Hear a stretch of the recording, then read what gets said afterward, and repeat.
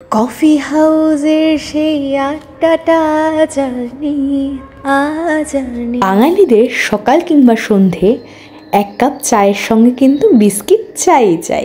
By the way, আমি গার্গী, আপনারা দেখছেন ডিলিশিয়াস মিলস। আমাদের আজকের recipe bakery style biscuit. Biscuit বানানোর ক্ষেত্রে পরিমাণ আর পরিমাপটা কিন্তু ভীষণ জরুরি। এখানে আমি ফার্স্টেই 2 কাপ ময়দা নিয়ে নিয়েছি, তার সঙ্গে 1 কাপ চিনি, 2 চামচ গুঁড়ো দুধ, 1 চামচ বেকিং পাউডার আর 1 চামচ নুন।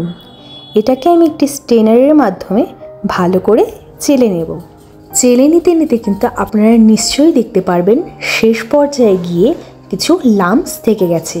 এই লাম্পসগুলো কিন্তু আমাদের বিস্কুটের টেক্সচারটা নষ্ট করে দেয়। না চেলে নিলে কিন্তু বিস্কুটটা যখন তৈরি হয়ে আসবে তখন কিন্তু বিস্কুটের ভিতরে দানাগুলো থাকলে আপনাদের খেতে কিন্তু একদমই ভালো লাগবে না। সেজন্যই কিন্তু চেলে নেওয়াটা ভীষণ জরুরি। আমি ফার্স্টেই যেই কাপ দিয়ে ময়দা মেপে নিয়েছিলাম সেই কাপেরই 4 ভাগের 3 ভাগ তেল আমি দিয়ে দিয়েছি। তবে তেলটিকে কিন্তু একেবারেই ঢেলে দেওয়া যাবে না, বেশ অল্প অল্প করে তেলটাকে দিয়ে দিয়ে বেশ ভালো করে ওটাকে ময়ম দিতে হবে।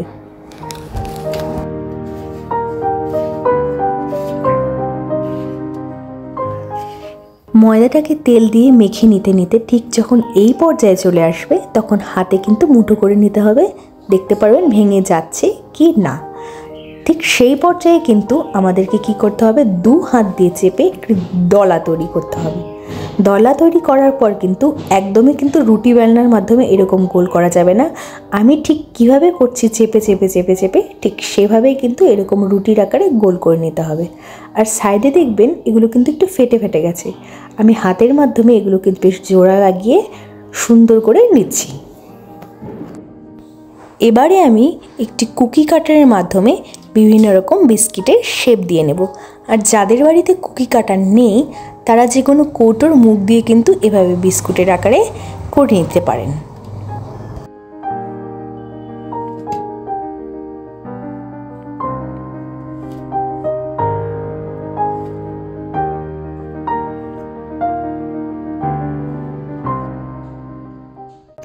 ডোটাকে শেপ দেওয়া হয়ে গেছে কুকিজের আকারে। এবারে বেকিং ট্রেতে ট্রান্সফার করার আগে আমরা মাইক্রোওভেনে 10 মিনিটের জন্য প্রিহিট করে নেব। 180 ডিগ্রি টেম্পারেচারে কিন্তু আমাদের 10 মিনিটের জন্য প্রিহিট করে নিতে হবে। বেকিং করার জন্য কিছু কিছু নিয়ম আছে, সেটা হচ্ছে ওপরের ফ্যানটাকে অন করে দিতে হবে। এখানে আমি দিয়ে দিয়েছি আর 180 টেম্পারেচারে দিয়ে দিয়েছি। আর এখানে ওপর নিচে দুটো রড জ্বালানো আর 10 মিনিটের জন্য প্রিহিট হচ্ছে। এবারে শেপ দেওয়া কুকিজগুলোকে একটি বেকিং ট্রেতে একটি বেকিং পেপার বিছিয়ে নিয়ে তার উপর একে একে সাজিয়ে দিতে হবে। আর যারা মাইক্রোওভেন ইউজ করে না তারা গ্যাসের মাধ্যমে কিন্তু একটি বড় পাত্র বসিয়ে তার মধ্যে বালু বা নুন দিয়ে একটি স্ট্যান্ড বসিয়ে থালাতে কুকিজগুলোকে সাজিয়ে নিয়ে বসিয়ে দিতে পারেন একদম লো ফ্লেমে। এবারে একটি ছোট্ট পাত্রে একটা ডিমের কুসুম তার সঙ্গে 1 চামচ গুঁড়ো চিনি ভালো করে মিশিয়ে নিতে হবে। মিশিয়ে নেওয়ার পর একটি ব্রাশের মাধ্যমে কুকিজগুলোর ওপরে কিন্তু ব্রাশ করে নিতে হবে।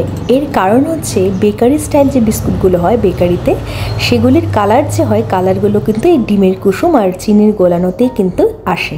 আর তার উপরে কিন্তু একটু আমি তিল ছিটিয়ে নেব, এতে কিন্তু টেস্টটা আরও ভালো আসে। এবারে ফাইনালি কুকিজগুলোকে 20 মিনিটের জন্য বেক হতে দিয়ে দেব। 20 মিনিটের জন্য আমরা বসিয়ে দেব।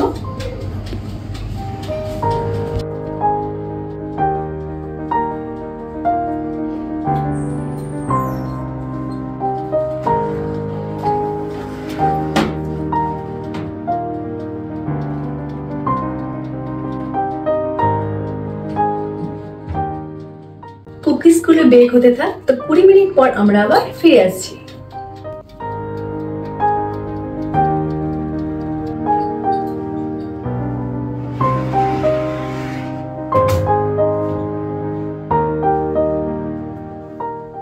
ওটিজি থেকে বিস্কুটটি বের করার পর হাত দেবেন না, এই সময় বিস্কুটটি নরম থাকে কারণ এর শেপটি কিন্তু নষ্ট হয়ে যেতে পারে। 10 মিনিট রেস্টে রাখার পর এটি খাওয়ার উপযোগী হবে।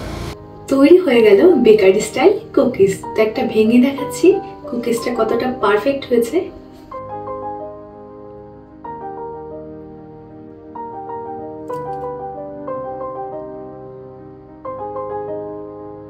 ভিডিওটি ভালো লেগে থাকলে অবশ্যই আমাকে কমেন্টসের মাধ্যমে জানাবেন, আর আপকামিং নতুন নতুন রেসিপি দেখার জন্য আমার চ্যানেলটিকে অবশ্যই সাবস্ক্রাইব করুন।